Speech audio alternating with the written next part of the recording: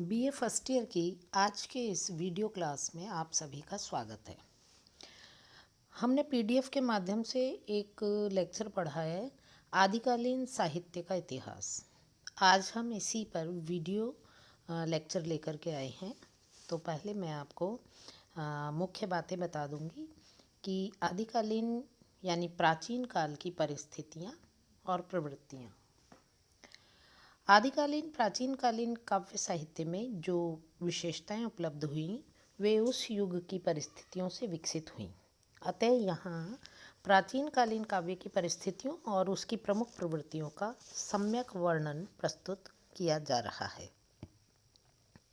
हिंदी साहित्य का आदिकाल आचार्य शुक्ल जी के अनुसार संवत 1050 विक्रम संवत से लेके संवत 1375 विक्रम संवत तक, यानी कि हम कह सकते हैं कि महाराजा भोज के समय से लेके हम्मीर देव के समय के कुछ पीछे तक माना जा सकता है। तो इस काल की विभिन्न परिस्थितियों का जो है आकलन हमने निम्न शीर्षकों से किया है। पहला राजनीतिक परिस्थितियाँ, दूसरा धार्मिक परिस्थितियाँ, तीसरा सामाजिक परिस्थितियाँ, चौथा साहित्यिक परिस्थितियाँ और पांचवा सांस्कृतिक परिस्थितियाँ। अब हम इनके बारे में थोड़ा विस्तार से जानेंगे कि आदिकालीन साहित्य की तत्कालीन परिस्थितियाँ, जिसमें राजनीतिक परिस्थिति कैसी थी। तो राजनीतिक दृष्टि से यह युद्ध और अशांति का काल था।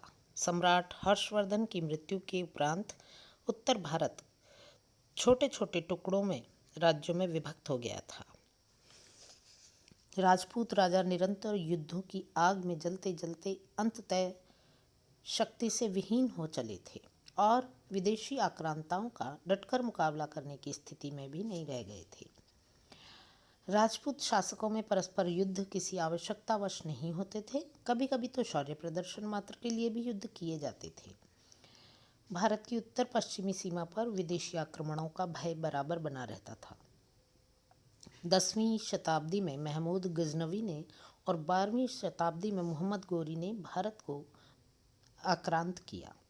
जनता विदेशी आक्रमणकारियों से तो त्रस्त थी ही, साथ ही युद्ध की कामना करने वाले देशी राजाओं के अत्याचारों को भी वह सहन करने को विवश हो चली थी। यवन शक्तियों के आक्रमण का प्रभाव मुख्यतः पश्चिम एवं उत्तर नहीं, मध्य देश पर ही पड़ा।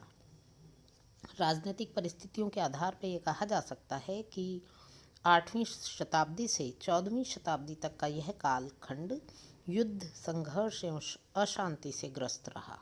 राजाओं में संकुचित राष्ट्रीयता थी। व्यापक रूप से समूचे भारत को एक राष्ट्र के रूप में नहीं देखा गया।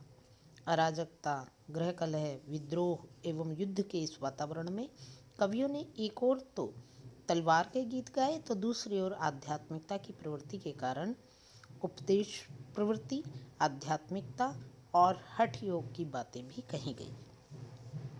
इसके बाद में आता है धार्मिक परिस्थितियों का समय। तो इस काल में कौन से आदिकाल के साहित्य के वक्त अनेक प्रकार के धार्मिक मतांतरों का अस्तित्व बना हुआ था। भारतीय धर्म साधना में उथल पुथल मची हुई थी। वैदिक एवं पौराणिक धर्म के साथ साथ बौद्ध धर्म एवं जैन धर्म भी इस काल में अपना प्रभाव जमाने के लिए प्रयासरत थे। राजपूत राजा अहिंसा मूलक जैन धर्म एवं बौद्ध धर्म में विश्वास नहीं करते थे। उन पर शैव मत का अधिक प्रभाव था। वस्तुतः समस्त उत्तर भारत में धीरे धीरे शैव मत बौद्धों एवं स्मार्तों के प्रभाव को ग्रहण करता हुआ एक नए रूप नाथ संप्रदाय के रूप में विकसित होने लगा था।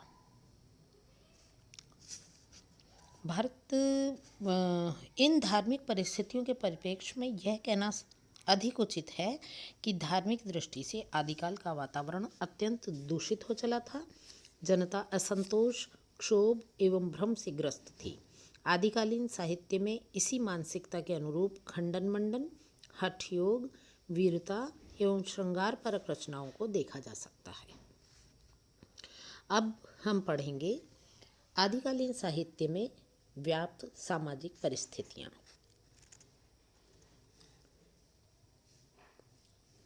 राजनीतिक और धार्मिक परिस्थितियों के परिणाम के फलस्वरूप समाज में विरलता सी आ गई थी।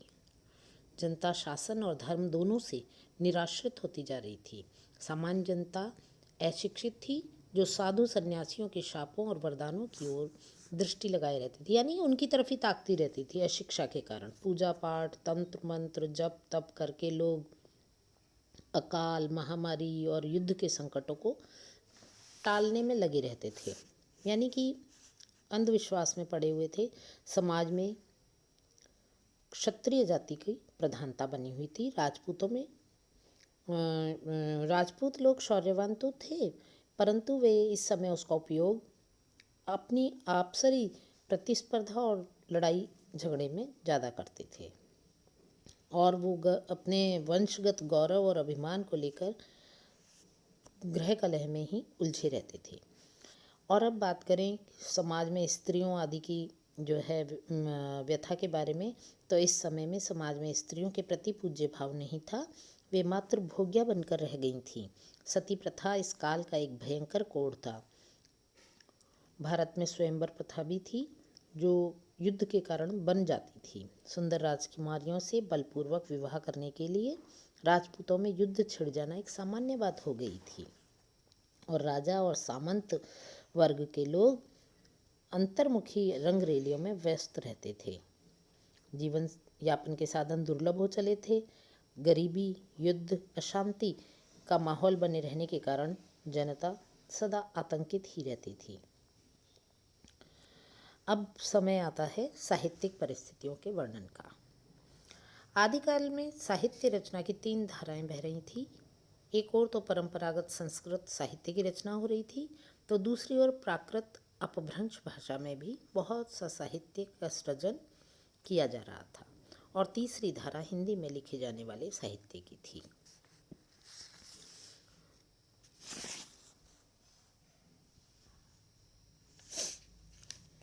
देश भाषा हिंदी में भी जनता की मानसिक एवं भावात्मक दशाओं की अभिव्यक्ति एक वर्ग कर रहा था, जिसे भाट या चारण कवि कहा गया। इस तरह हिंदी भाषा में रचित इन काव्य ग्रंथों में एक ओर तो अपने आश्रयदाताओं की अतिशयोक्तिपूर्ण प्रशंसा की गई है भाटों द्वारा, और दूसरी ओर उनके युद्ध के अनुमाद आदि को व्यक्त करने वाली घटनाओं को भी संकलित किया गया था। अब परिस्थितियों की बात करें तो आती है सांस्कृतिक परिस्थितियाँ। तो सांस्कृतिक परिस्थितियों के अंतर्गत सम्राट हर्षवर्धन के समय भारत सांस्कृतिक दृष्टि से अपने शिखर पे था।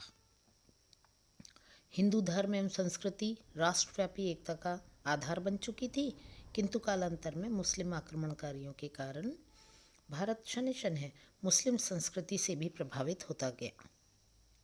इस काल में मुस्लिम आक्रमणकारियों ने अपने संकीर्ण दृष्टिकोण एवं धर्मांधता आदि से प्रेरित होकर भारतीय संस्कृति के मूल केंद्रों जैसे मंदिर, मठ, विद्यालय आदि को नष्ट करने का पूरा प्रयास किया था।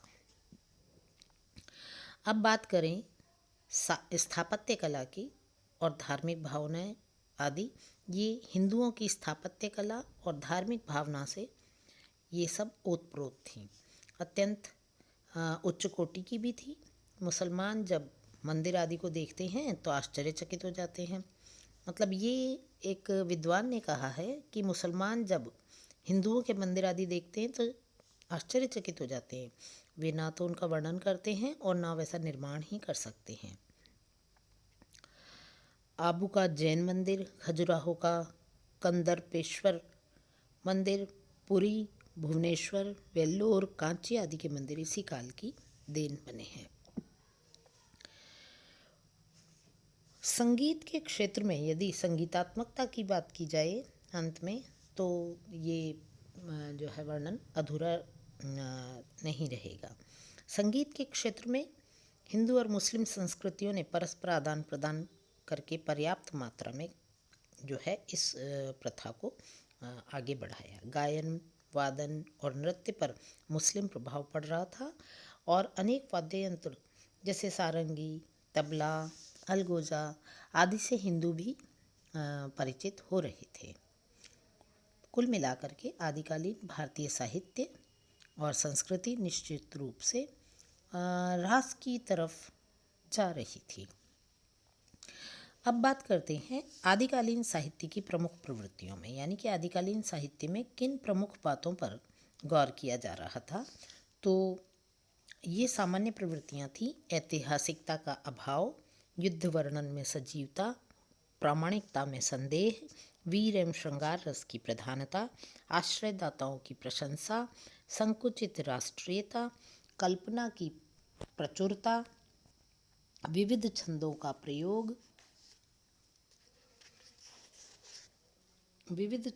प्रयोग, डिंगल पिंगल भाषा के प्रयोग और अलंकारों का स्वाभाविक समावेश।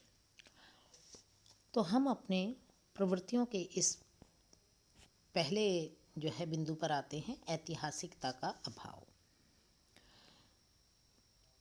वस्तुतः रासो साहित्य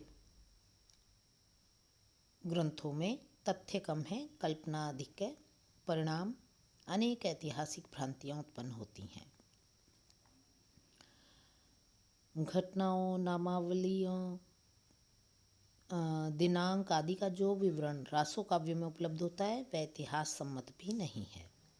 तो कुल मिला के कहा जा सकता है कि ऐतिहासिकता का अभाव रहा।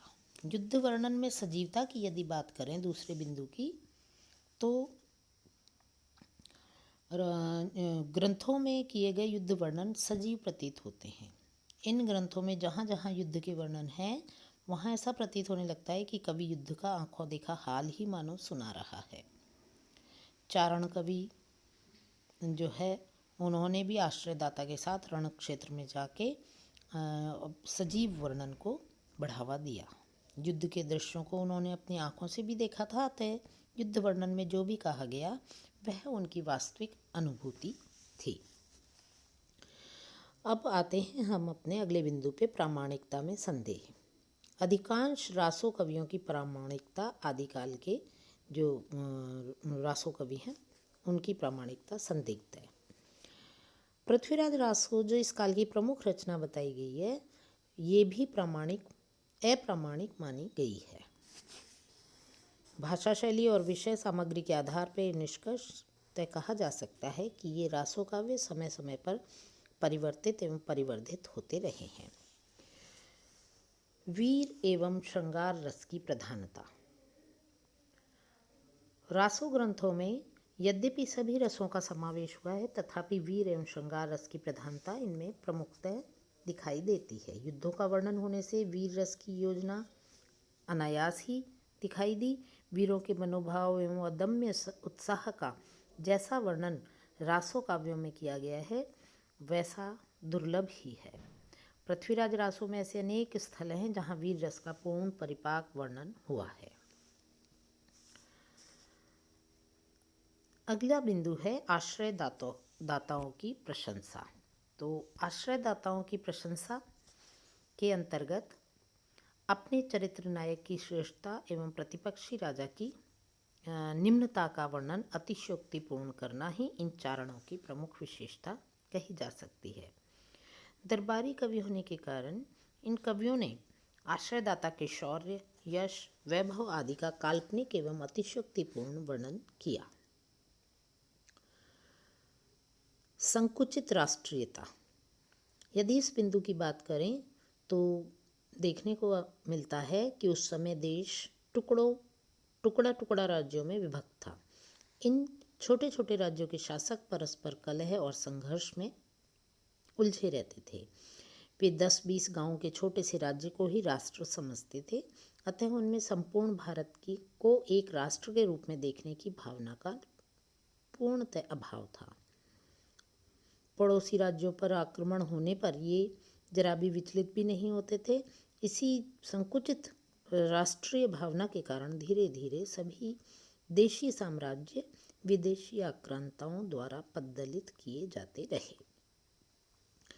कल्पना की प्रचुरता। चारण कवियों की रचनाएं तथ्यपरक न होकर कल्पना प्रधान हैं। ऐतिहासिक पात्र तो उन रचनाओं में हैं, पर इतिहास नाम मात्र को ही है। अतः कल्पना भरपूर है, यानी कि जो तथ्य हैं वो कम है और कल्पना का भरपूर प्रयोग इस समय किया गया है। विविध छंदों के प्रयोग की यदि बात करें तो अनेक छंदों का इस समय प्रयोग हुआ है, जैसे दोहा, गाथा, पद्धरी, तोमर, तोटक, रोला, उल्लाला, साटक, कुंडलियाँ आदि आदि छंद। डिंगल पिंगल भाषा के प्रयोग की बात यदि हम करते हैं तो अपभ्रंश और राजस्थानी भाषा के जिस मिले जुले रूप का प्रयोग चारण कवियों ने रासो ग्रंथों में किया उसे डिंगल नाम दिया गया। और इसी तरह से तत्कालीन अपभ्रंश और ब्रज भाषा के मेल से बनी भाषा को पिंगल कहा गया, जिसका प्रयोग भी इस काल के ग्रंथों में किया गया। अलंकारों के स्वाभाविक समावेश नामक इस अंतिम बिंदु की बात करते हुए हम अपनी बात को विराम देंगे कि रासो साहित्य में अलंकारों का स्वाभाविक प्रयोग किया गया है।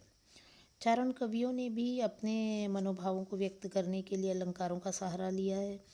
चमत्कार प्रदर्शन के लिए भी अलंकार योजना जो है प्रयोग की गई है। मुख्यतः उपमा, रूपक और उत्प्रेक्षा जैसे सुंदर अलंकारों को इन काव्य ग्रंथों में स्थान मिला है। निष्कर्ष रूप से अंत में मैं यही कहना चाहूँगी कि आदिकालीन रासो साहित्य की प्रवृत्तियाँ और परिस्थितियाँ तत्कालीन परिस्थितियों की ही देन है। जहाँ तक कवियों की काव्य प्रतिभा का प्रश्न आता है वह बेजोड़ है। कथा प्रसंगों की योजना, वर्णनात्मकता, भाव व्यंजना, रस संयोजन आदि दृष्टियों से रासो साहित्य इस काल के अनुपम देन कही जा सकती हैं।